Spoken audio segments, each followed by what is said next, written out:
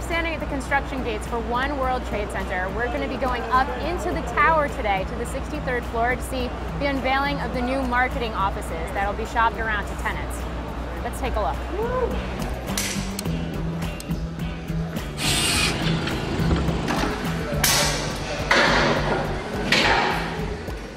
Thank you all for coming. This is the beginning of a big year for us at One World Trade Center as we begin our transformation from a construction site to an office building.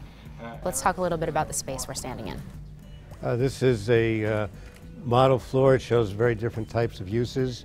A very large open space where we can have some demonstrations, more office space here, and going around to actually windowed offices on the other side to our right, my right. The building's about 55% leased. What are some of the incentives? What are some of the ways you're marketing this space to prospective tenants? The most dramatic way we market it is the view, which is on a clear day, it's just fantastic. But the space, as we just saw, is extremely flexible, and there are financial incentives for tenants to come here.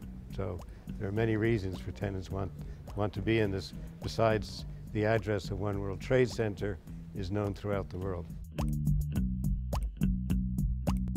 So talking about some of those tenants, are you finding a lot of foreign interest? Yes, we are. Tenants that have not established a presence yet in Manhattan. Let's say they're in the Mayfair area of London, which is the swank address, of course, there.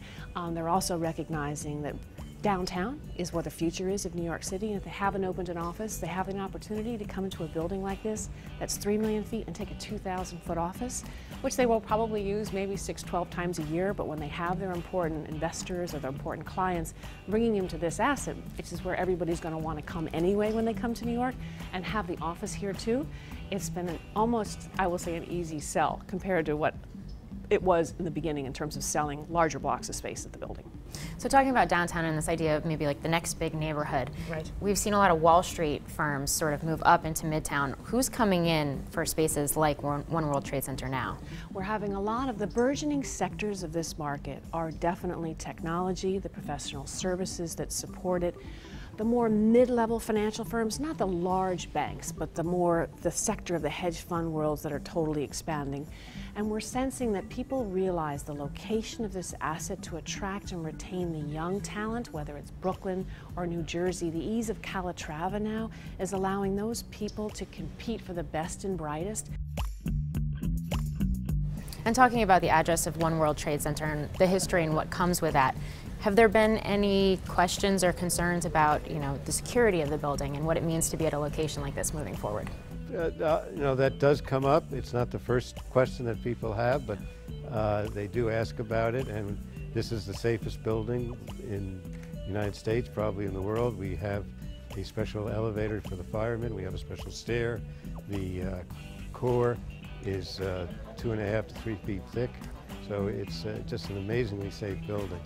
And I have to ask you about the spire, because that's been a bit of controversy lately with the Council of Tall Buildings talking about how they're going to measure the height. What are your thoughts on that? My thought is that the spire is 1,776 feet tall, no matter what they say, so that's the height of the building. That's an official height, so that's my thought on it. I have other thoughts I can't say. Okay. On television. Great, well, thank you. Thank you.